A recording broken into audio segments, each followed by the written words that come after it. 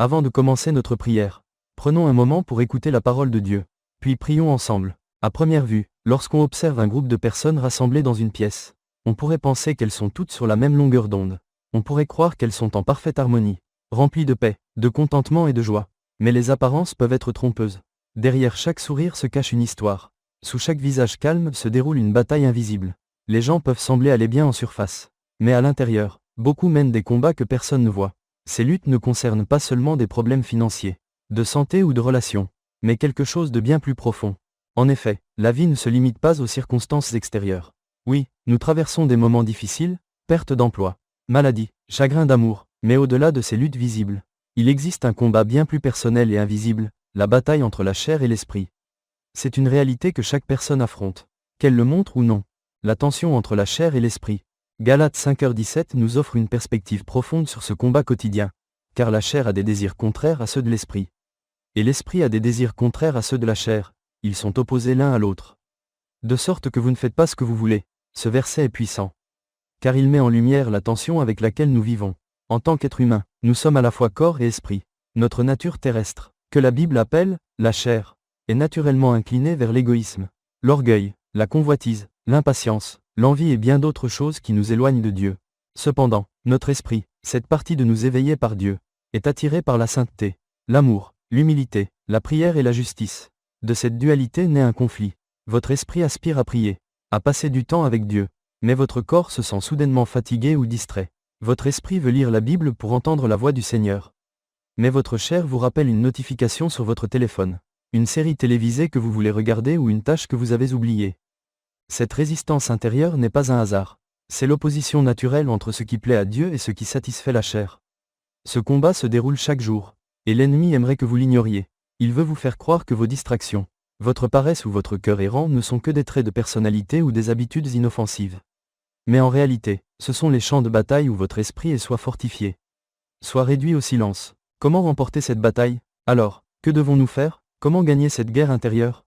Galates 5/24-25 nous donne la réponse. Ceux qui appartiennent à Christ ont crucifié la chair avec ses passions et ses désirs. Si nous vivons par l'esprit, marchons aussi selon l'esprit.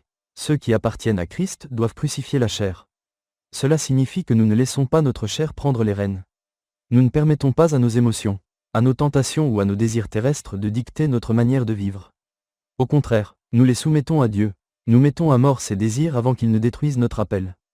Réfléchissons au mot « crucifier ». La crucifixion n'était pas une chose légère. Ce n'était pas un simple désagrément. C'était la forme de mise à mort la plus brutale du monde antique. Impliquant d'être cloué à une croix de bois, les bras écartés, le corps suspendu sous son propre poids dans une douleur atroce. Ainsi, lorsque Paul dit que nous devons crucifier la chair, il ne parle pas d'un processus confortable ou facile. Il parle de quelque chose de douloureux, de délibéré et souvent de lent. Mourir à soi-même n'est ni rapide ni agréable. Cela signifie renoncer à ce qui procure un plaisir immédiat pour gagner ce qui est éternel. Cela signifie dire non à l'orgueil, à la convoitise, à la paresse, à l'amertume, à la jalousie, à l'avidité, même lorsque cela fait mal, afin que Christ puisse vivre pleinement à travers nous. Cela ne veut pas dire que nous cessons d'être humains. Cela ne signifie pas que nous ne luttons plus ou que nous ne tombons jamais. Mais cela implique que nous refusons de laisser la chair contrôler nos décisions. Nous marchons selon l'Esprit, nous laissons le Saint-Esprit nous guider, nous façonner et nous renouveler de l'intérieur. Car la vérité est que votre corps est temporaire. Vos désirs s'évanouiront, et les choses que votre chair convoite ne vous satisferont jamais pleinement. Mais votre esprit, cette partie éternelle de vous, a été créé pour communier avec Dieu. C'est uniquement en marchant selon l'Esprit que vous trouverez une véritable liberté. Romains 8/6 nous rappelle, car l'affection de la chair, c'est la mort, mais l'affection de l'Esprit, c'est la vie et la paix, lorsque nous vivons pour ce monde. Nous récoltons stress, vide et déchéance spirituelle, mais lorsque nous vivons pour Dieu, lorsque nous laissons l'Esprit nous guider, nous trouvons une paix qui dépasse l'entendement, une joie indépendante des circonstances, et une force même dans notre faiblesse. Ne négligez pas la guerre intérieure. Je vous exhorte, frères et sœurs, à ne pas négliger cette guerre en vous. Ne considérez pas ces petites batailles quotidiennes comme insignifiantes. Chaque fois que vous choisissez la prière plutôt que le confort, l'écriture plutôt que la distraction, la foi plutôt que la peur, c'est une victoire. Chaque fois que vous refusez à votre chair de prendre le contrôle et que vous vous soumettez à la volonté de Dieu. C'est ainsi que la transformation s'opère. Crucifier la chair ne signifie pas atteindre la perfection. Cela signifie persévérer dans la quête de Dieu. Cela signifie continuer à choisir Jésus, même lorsque c'est difficile, même lorsque vous trébuchez, même lorsque votre cœur est fatigué. Et comment le faire concrètement? Nourrissez votre âme plus que vous ne nourrissez votre chair. Passez du temps dans la parole, dans l'adoration, dans la prière, jeûnez des choses qui alimentent les mauvais désirs. Éliminez ce qui vous éloigne de Dieu. Entourez-vous de personnes qui fortifient votre esprit. Soyez honnête avec Dieu, confessez-lui vos faiblesses et invitez-le à vous fortifier. Chers amis, cette vie n'est pas facile. La bataille est réelle, mais la victoire l'est tout autant. Et elle a déjà été remportée en Jésus. Accrochez-vous à lui, marchez selon l'esprit, que la croix ne soit pas seulement un symbole, mais un mode de vie. Mourrez à vous-même chaque jour, et vous vivrez pleinement, car, en fin de compte, ce qui compte n'est pas ce que vous avez accompli ou accumulé dans cette vie, mais ce que vous avez fait pour Christ. C'est cela qui durera. Prière. Prions maintenant ensemble. Seigneur Jésus, fortifie mon esprit. Je confesse que ma chair est faible et qu'elle me pousse souvent dans une direction opposée à ta volonté. Ce corps se fatigue, se laisse distraire, et recherche le confort et la facilité. Mais Seigneur, je ne veux pas être gouverné par ma chair.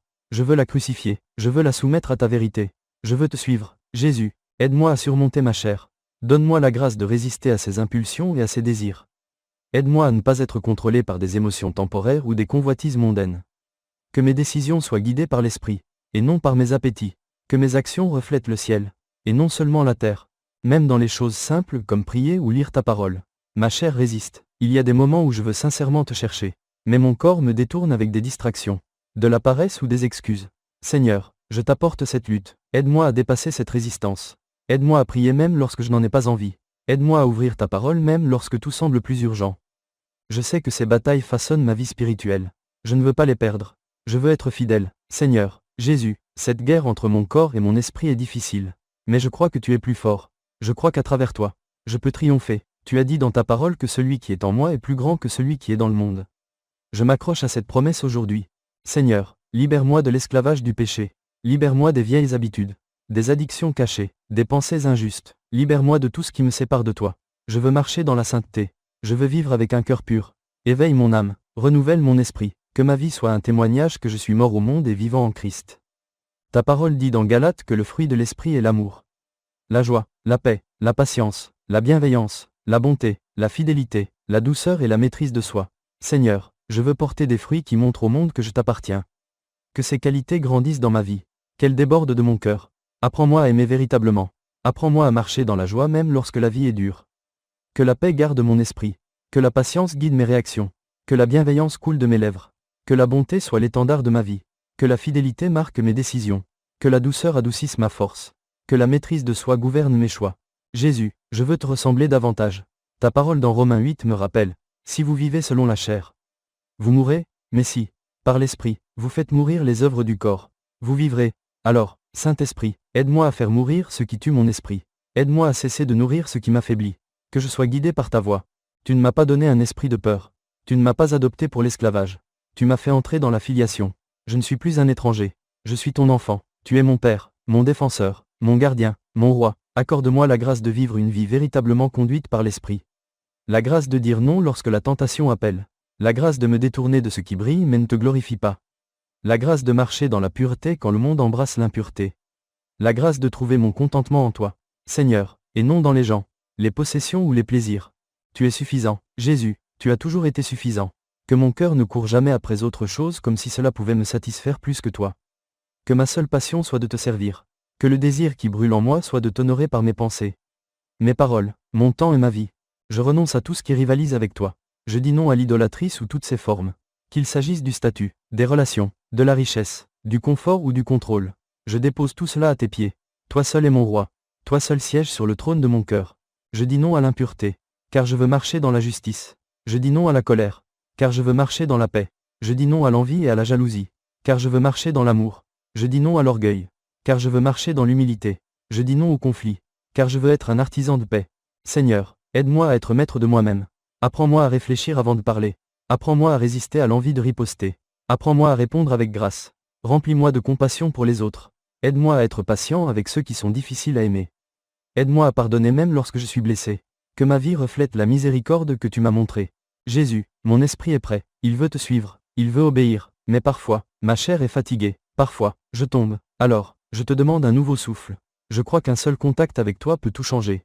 Touche-moi, Seigneur. Renouvelle-moi. Éveille mon esprit à ta présence. Que ton feu consume tout ce qui en moi n'est pas soumis à toi. Que ta sainteté me purifie.